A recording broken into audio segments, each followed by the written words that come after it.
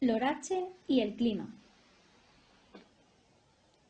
L'oratge és l'estat de l'atmosfera en un lloc i en un moment determinats, és a dir, en un espai de temps molt breu. L'oratge depèn dels factors atmosfèrics. Els principals són la temperatura de l'aire, el grau d'humitat, les precipitacions, el vent o aire en moviment i la pressió atmosfèrica. Anem a veure i comprendre cada un d'ells. La temperatura de l'aire indica com de calent o fred està l'aire. El grau d'humitat, que és la quantitat de vapor d'aigua, aigua en estat gasós, que hi ha en l'aire.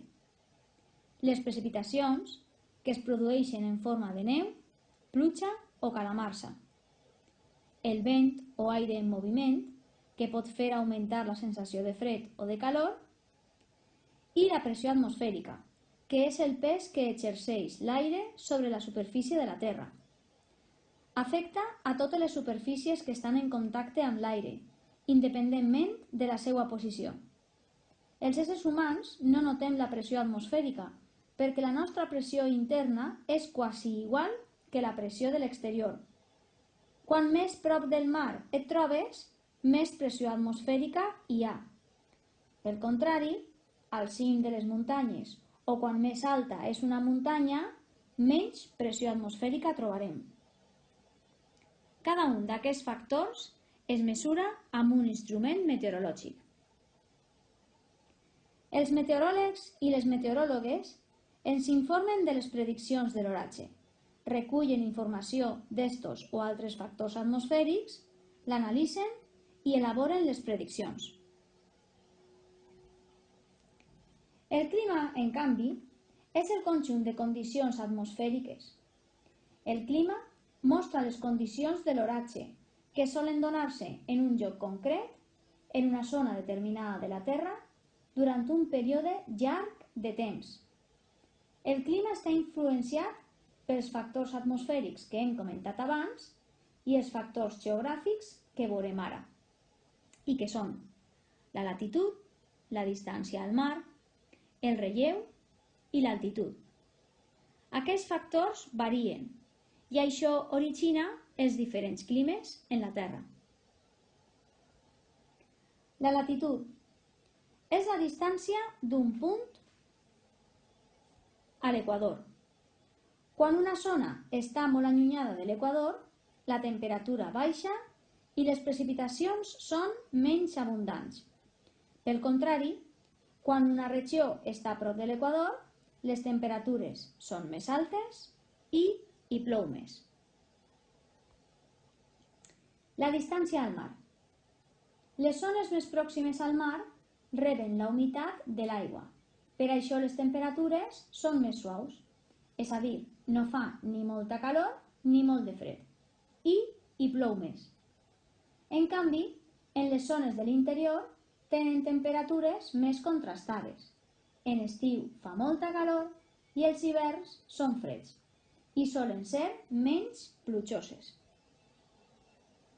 El relleu.